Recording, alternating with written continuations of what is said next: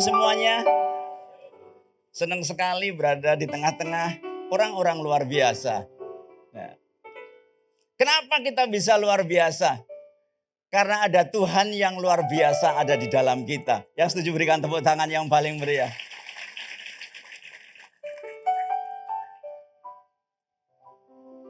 Malam hari ini kita akan belajar bersama. Temanya masih tetap Godfident to influence. Jadi Godfident itu kan artinya percaya di dalam Tuhan. Bukan percaya diri sendiri atau percaya karena mengandalkan orang-orang di sekitar kita. Karena kalau kita mengandalkan diri sendiri atau mengandalkan orang-orang di sekitar kita, mengandalkan koneksi. Kadang-kadang berapa yang masih kuliah di tempat ini? Nah, kadang-kadang kalau skripsi itu datang membawa kue ke dosennya, mengandalkan kue. Nah, hari ini kita mau belajar satu-satunya yang pribadi yang bisa diandalkan adalah Tuhan. Sebab setiap kita ini, kita dan orang-orang di sekitar kita adalah manusia. Dan manusia itu cenderung rapuh. Betul nggak? Siapa yang pernah diputus pacar? Ya. Malu? Ya. Atau siapa yang pernah memutus pacar? Kemarin saya membaca bahwa ada seseorang, tapi ini nggak ada pasti. Di KRC nggak ada. Kalau Pak Roni bilang adanya di Kutub Utara. Tapi ini ada benar di Indonesia. Ada seseorang yang karena putus cinta itu bunuh diri. Kenapa? Karena rapuh. Ada orang yang mencari orang pinter. Padahal iklan berkata orang pinter minum. Nah, artinya rapuh. Iya. Hanya Tuhan yang dahsyat yang bisa kita andalkan. Filipi 4 ayat 13 mengatakan demikian. Segala perkara dapat kutanggung di dalam Dia. Apapun permasalahan yang kita hadapi bisa ditanggung di dalam Dia. Di dalam Tuhan. Yang memberi kekuatan kepadaku. Yang memberi kekuatan kepada kita. Nah, ayat ini ditulis kepada jemaat Filipi. Bukan saat Rasul Paulus dalam keadaan baik-baik. Tetapi dalam keadaan yang sangat-sangat menderita karena dia sedang ada di dalam penjara. Jadi di dalam penjara pun tetap bisa menjadi berkat. Artinya bahwa apapun keadaan kita, apapun situasi kondisi kita, kita bisa menjadi berkat. Yang setuju berikan tepuk tangan.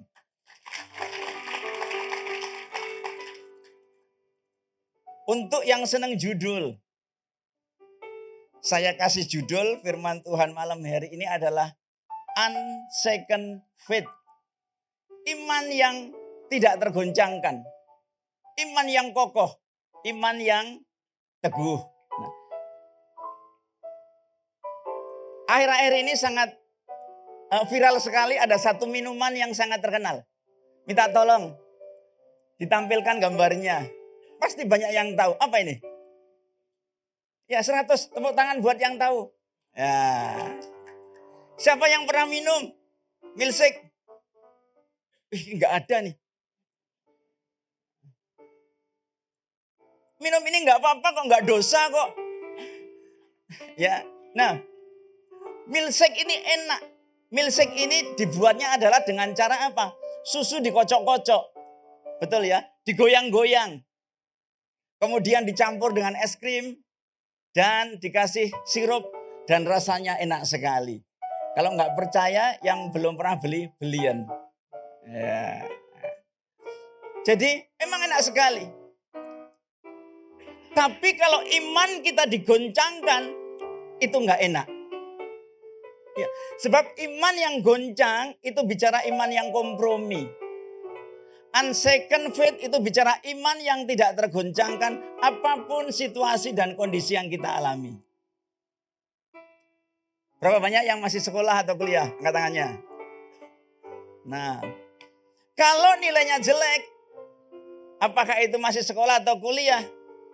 Kemudian temennya ngomong, biar nilainya bagus, nyontoh aja. Kalau ikut-ikutan nyontoh itu saudara sedang terguncang imannya. Wah bener ya. Terus kemudian mulai beralasan, Pak, nyontek itu kan belajar kerjasama, Pak. Ya. Bagaimana caranya supaya dosen atau guru nggak ngelihat? Hari ini mau saya katakan, yuk sebagai anak Tuhan kita harus memberikan yang terbaik. Tapi saya lihat di sini kayaknya nggak ada yang nyontoh deh. Ya. Tapi kok tegang semua ya? Jangan-jangan nyontoh semua.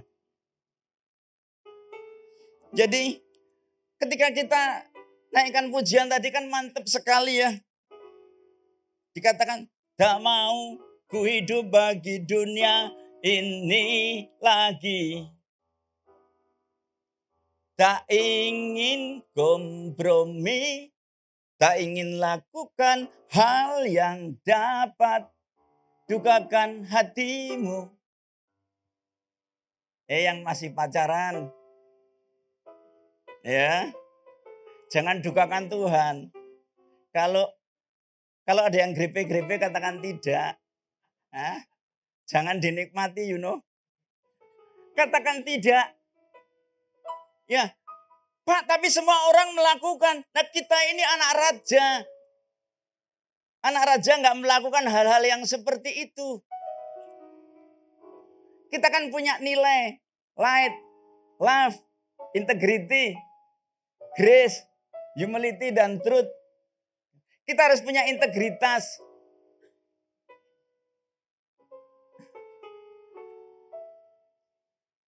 Jadi mulai sekarang kalau ada yang mulai macam-macam katakan no. Ya. Kalau aku diputus gimana Pak? Puji Tuhan. Berarti Tuhan sedang menyediakan yang lebih baik. Iya, anak raja loh. Ya, anak raja itu jangan grepe-grepe dan jangan mau digrepe-grepein. Nah, iya kan? Kita harus punya standar hidup. Mungkin ada yang berkata demikian, Pak, kan ada free will, Pak. Saya mau sampaikan. Nah, ketika kita menerima Yesus Kristus sebagai Tuhan dan Juru Selamat, itu enggak ada free will lagi. Adanya God will. Sebab hidup kita ini bukan tentang kita. Hidup kita tentang bagaimana Tuhan punya rencana dalam kehidupan kita. Dan kita menghidupi rencana Tuhan. Yaitu menjadi berkat buat orang-orang di sekitar kita. Nah, kita bisa jadi berkat, bisa jadi influence buat orang-orang di sekitar kita. Kalau ada confidence, kalau iman kita tidak terguncang. Jadi iman yang benar adalah tetap percaya kepada Tuhan, sekalipun mungkin pengharapan kita, doa kita belum digenapi oleh Tuhan. Jadi belum dijawab oleh Tuhan bukan berarti tidak dijawab. Hanya belum dijawab. Sebab Tuhan akan memberikan tepat pada waktunya. Waktunya Tuhan dan waktunya kita. Kalau kita belum siap, Tuhan belum akan memberikan buat kita. Sebab kalau kita nggak siap, kita bisa menjadi sombong. Tuhan nggak mau. Jadi suatu saat kita akan belajar dari 3 orang nih. Suatu saat di dataran Dura, ya, di mana itu dataran Dura? Dataran Dura itu ada di wilayah Babel.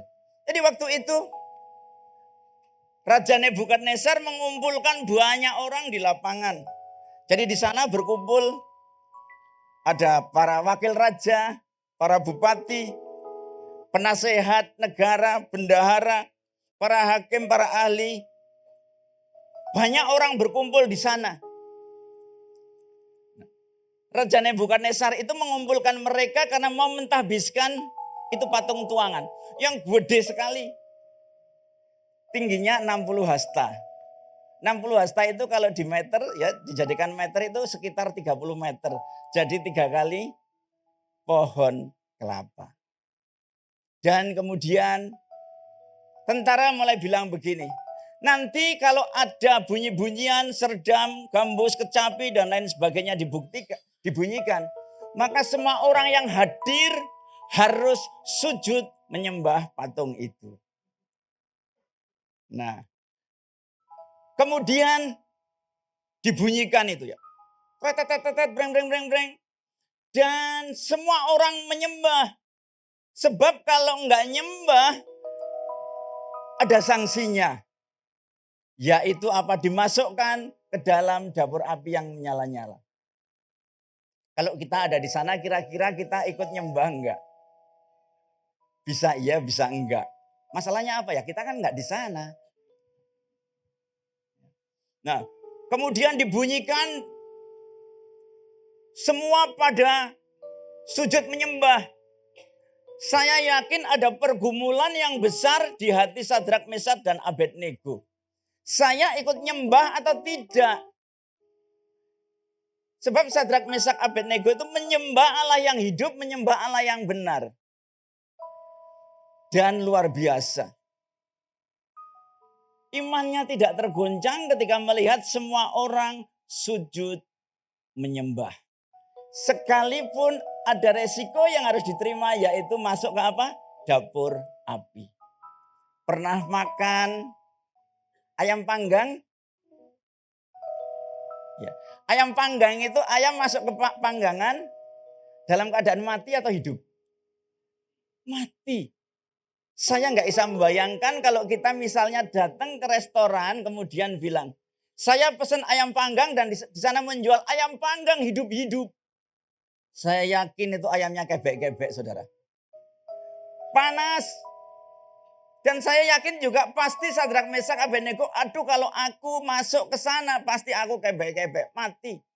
Tetapi dia lebih memilih untuk tidak menyembah. Imannya tidak tergoncangkan. Unshaken faith.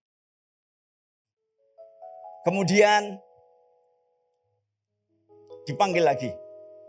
Karena ini kan gini. Ngomong, Pak Raja, tuanku ada 3 orang yang nggak mau nyembah. Kemudian dipanggil dan berkata, Sadrak, Mesak, Abednego, ku beri kesempatan sekali lagi. Kamu harus sujud menyembah. Kalau tidak, kamu akan dibakar api yang menyala-nyala. Dan raja berkata, tolong bagian pemanas, kan gitu. Bagian bakar-bakar api, panaskan 7 kali. Panas banget. Tetapi Sadrak, Mesak, dan Abednego berkata demikian. Sekali-kali aku tidak akan menyembah patung tuangan buatan Tuanku. Bahkan sekalipun Tuhanku enggak menolong, aku enggak akan menyembah.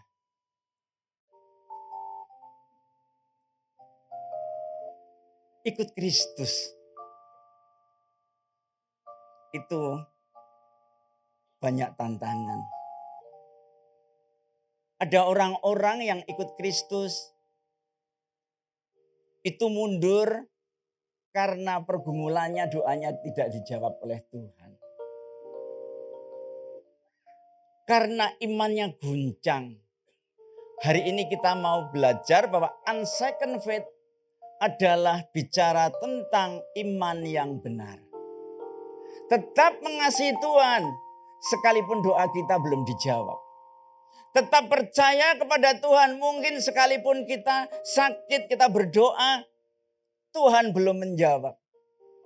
Karena percaya penuh bahwa Tuhan yang kita sembah adalah Tuhan yang setia, yang tidak pernah meninggalkan kita.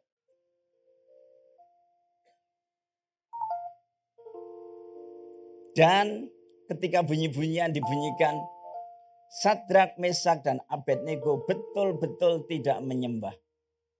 Dan marah. Raja marah, ambil, ayo masukkan ke dapur api.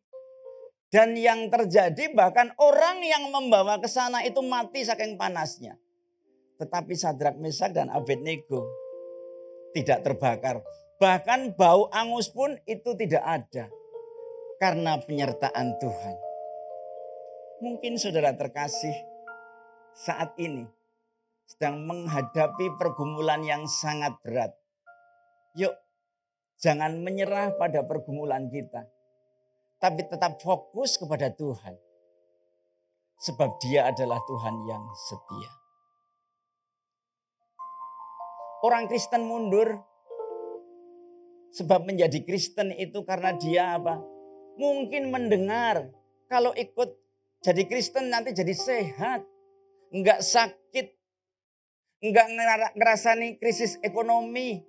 Duitnya tetap banyak. Itu keliru. Siapa yang ngomong seperti itu? Firman Tuhan tidak berkata seperti itu. Ikut Tuhan itu akan diberikan kemenangan. Nah, kita disebut sebagai pemenang kalau kita pernah apa? Bertanding dengan masalah kita. Nah, kalau nggak ada masalah yang dihadapi, nggak usah ikut Tuhan juga tetap bisa baik-baik saja. Jadi kita bisa melihat apakah iman seseorang itu iman yang tergoncangkan atau iman yang teguh adalah pada saat diperhadapkan dengan ujian. No testimony without test. Gak ada kesaksian tanpa ujian. Pak, kenapa kok kadang-kadang Tuhan gak nolong? Sepertinya. Ya karena kita sedang ujian. Kan kalau kita ujian masa tanya sih sama gurunya. Kan pasti diem aja kan. Ada bagian yang harus kita jalani. Ada bagian yang memang bagiannya Tuhan. Lakukan bagian kita semaksimal mungkin. Dan yang kita nggak bisa, pasti Tuhan yang akan melakukan buat kita. Do the best and God will do the rest. Bagian Sadrak, Mesak, dan Abednego adalah beriman kepada Tuhan. Bagian Tuhan adalah menggenapi firman-Nya. Dia tidak terbakar. Itu bagiannya Tuhan. Semakin besar pergumulan kita, semakin besar kemungkinan kita akan menerima mujizat dari Tuhan. Yuk, jangan menyerah. Dan yang luar biasa kan begini. Kemudian rajanya berkata, wes pokoknya jangan ada lagi yang menghina Allahnya Sadrak, Mesak, dan Abednego. Dan Sadrak, Mesak, dan Abednego diberikan kedudukan yang apa? Tinggi. Dan orang-orang pasti mulai mengenal. Oh, ada Tuhan yang hidup. Ada Allah yang hidup. Yang membela, yang setia. Allah yang sama. Tinggal bahkan di dalam kita. Jadi jangan melo lagi. Ya, jangan, aduh Tuhan aku enggak kuat. Pasti kuat. Sebab ada Tuhan yang dahsyat di dalam kita. Ada Tuhan, gak ada jalan. Semuanya buntu. Yesus adalah jalan. Tidak ada jalan buntu di dalam Dia. Selalu ada jalan. Hanya karena kita aja yang imannya goyah. Mari, jangan cari mujizatnya. Jangan cari berkatnya. Tapi cari pribadinya. Kasihi pribadinya. Fokus kepada pribadinya yang penuh kasih. Sebab Dia tahu yang terbaik untuk kita. Dan Tuhan itu selalu menyiapkan dan memberikan yang terbaik untuk kita. Nah, kita ini mungkin berdoa yang kita doakan itu belum yang terbaik. Makanya belum dijawab Tuhan. Yang terbaik itu apa? Yang belum pernah timbul dalam hati, yang belum pernah kita pikirkan, yang belum pernah kita dengar. Apakah diterima oleh semua orang? Tidak. Hanya diterima oleh orang yang mengasihi Dia. Siapakah orang yang mengasihi Dia? Adalah orang yang hidup dalam kebenaran firman-Nya. Orang yang tidak mau kompromi dengan cara-cara dunia. Sadar sebab kita ini adalah sudah miliknya Tuhan. Hidup kita sudah ditebus oleh Tuhan. Dengan darahnya yang mahal. Mati di atas kayu salib Bahkan ketika kita masih berdosa. Jadi mari kita pakai kesempatan yang ada dalam kehidupan kita untuk menjadi berkat buat orang-orang di sekitar kita. Menjadi berkat buat teman-teman kita di sekolahan. Menjadi berkat buat orang tua kita. Menjadi berkat buat komunitas kita. Minimal. Saya mau tanya jujur nih. Siapa yang bangun tidur merapikan tempat tidur? Tepuk tangan buat yang angkat tangan.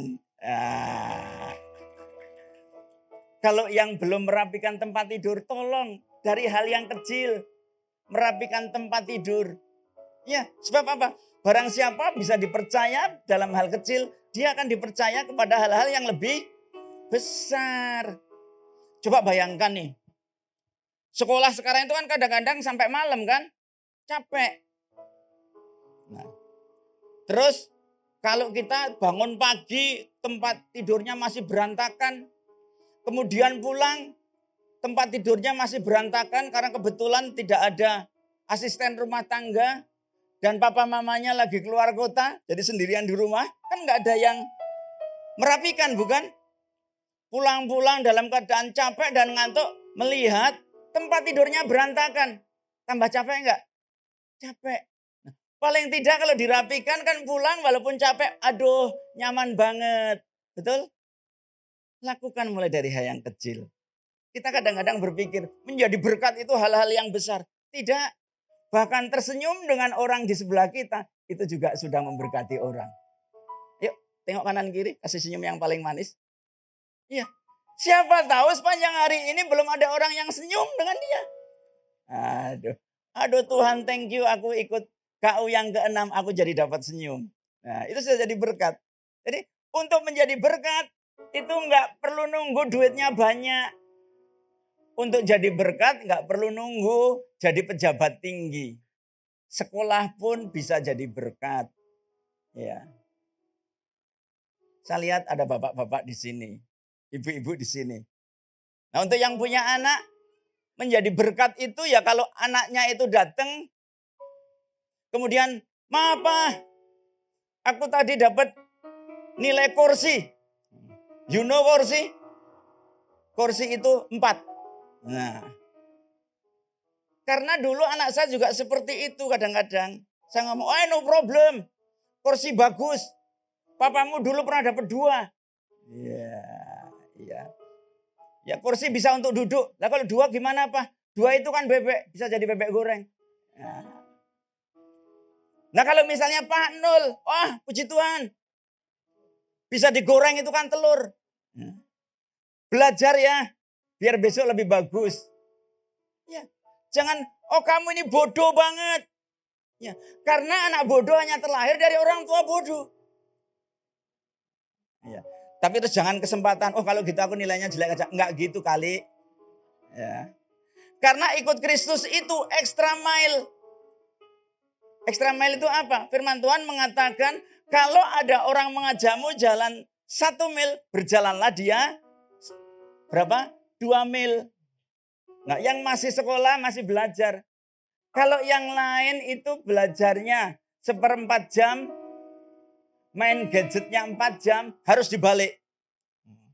Anak-anak Tuhan belajarnya 4 jam, main gadget 1/4 jam. Wah, extra mile. Bisa enggak? Bisa, tapi sulit. Nah, iya, sulit. Tetapi ketika sadar bahwa hidup adalah anugerah dan untuk mempermuliakan nama Tuhan, itu pasti bisa. Ini saya enggak nakut-nakutin ini. Ini saya mau sharing. Ada yang pernah ikut ibadah penghiburan atau belum? Ya. Apakah ada yang tidak tahu apakah itu ibadah penghiburan? Ibadah penghiburan itulah ibadah di mana ada salah seorang saudaranya dipanggil Tuhan dan kita datang untuk menghibur siapa? Yang masih hidup. Iya kan? Ketika saya datang ke ibadah penghiburan, dan saya akan mengusahakan saya selalu datang di ibadah penghiburan. Sebab apa? Suatu saat Dan saya nggak tahu itu kapan. Suatu saat mereka akan datang ketika saya dipanggil Tuhan untuk menghibur mungkin pasangan hidup saya, istri saya, anak-anak saya, saudara saya. Sebab mau nggak mau, siap nggak siap, suatu saat kita akan dipanggil Tuhan. Dan dipanggil Tuhan itu tidak harus tua. Dipanggil Tuhan itu nggak harus sakit.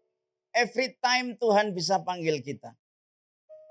Ketika saya datang, saya selalu diingatkan, sisa hidupmu adalah anugerah. Engkau gunakan sebagai apa anugerah yang aku berikan kepadamu. Pertanyaan yang sama kepada saudara terkasih, kepada KGC yang dikasihi Tuhan. Apa yang akan dilakukan dalam hidupmu yang adalah anugerah?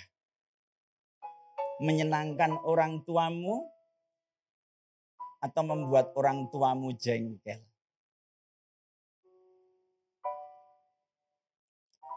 Ya, silahkan dijawab sendiri-sendiri. Iman yang tidak tergoyahkan.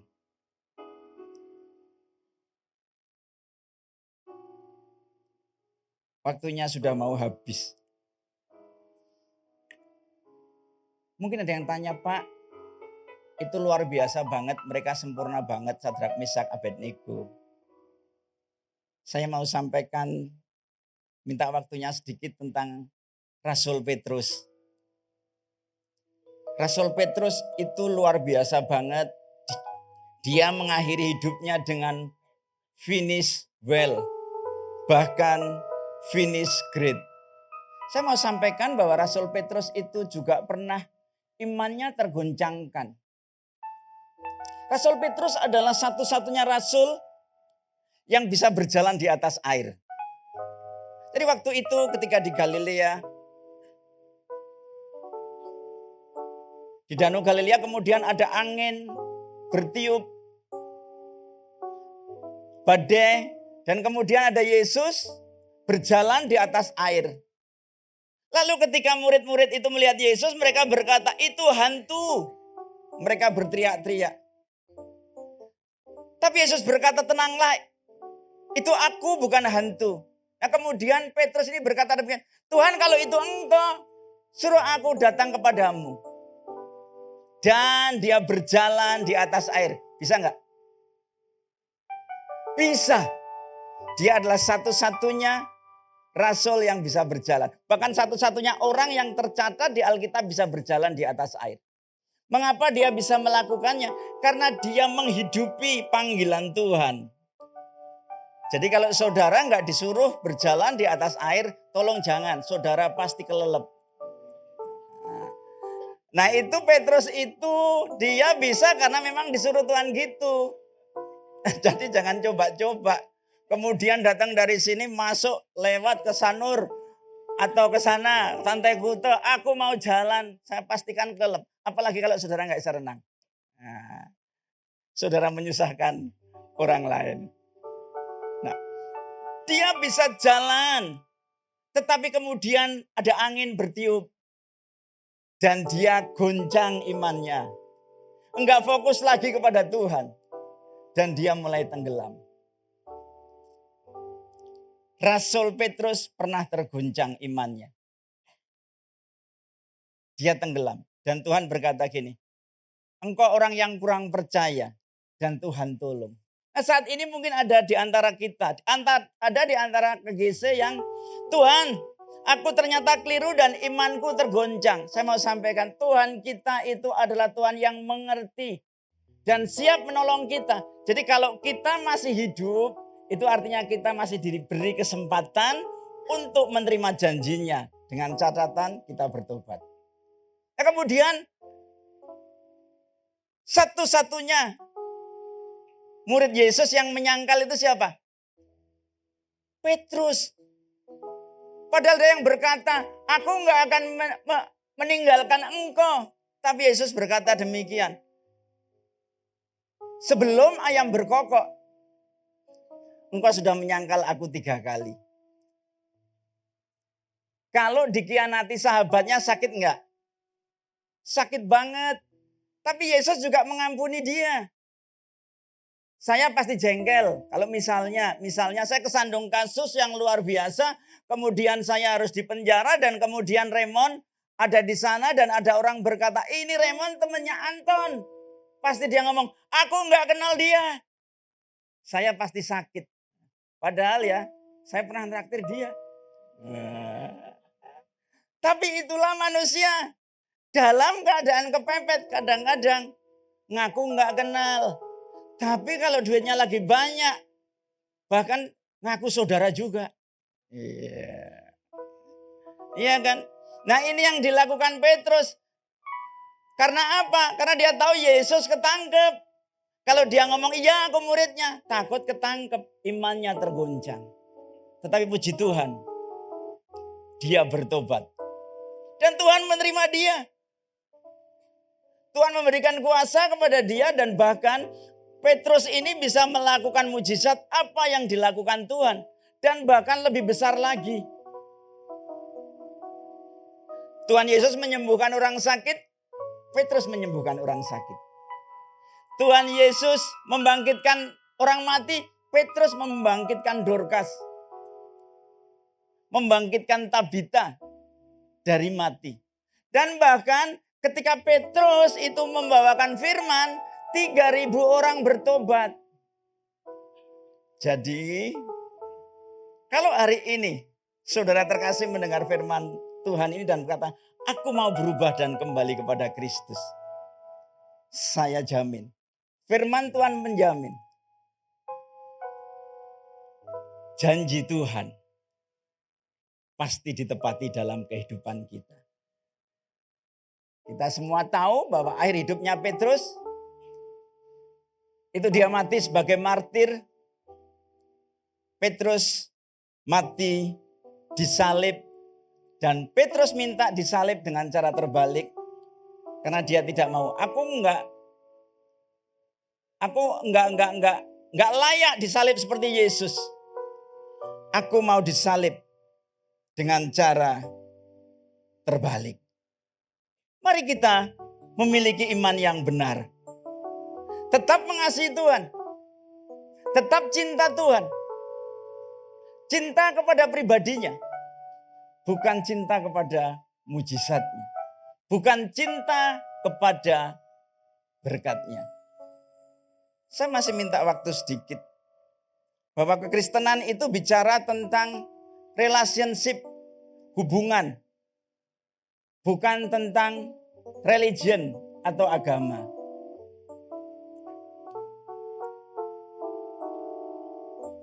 Kalau saya pulang, misalnya dari luar kota, kemudian anak saya menyambut saya, "Pa, gimana kabarnya? Mana oleh-olehnya?" Dan kemudian, "Aduh sayang, aku nggak dapat oleh-oleh," dan kemudian dia pergi. Bagaimana rasanya kita sebagai orang tua? Itulah yang sering kita lakukan kepada Tuhan. Ketika kita minta kepada Tuhan, kita mencari Tuhan bukan karena mengasihi Tuhan. Tetapi karena fokus kita kepada berkat-Nya. Fokus kita kepada mujizat yang akan kita dapatkan kalau kita ikut Dia. Mari ikut Tuhan karena kita mengasihi Dia. Mengenai berkat itu pasti. Berkat itu adalah akibat, bukan sebab. Tuhan Yesus memberkati.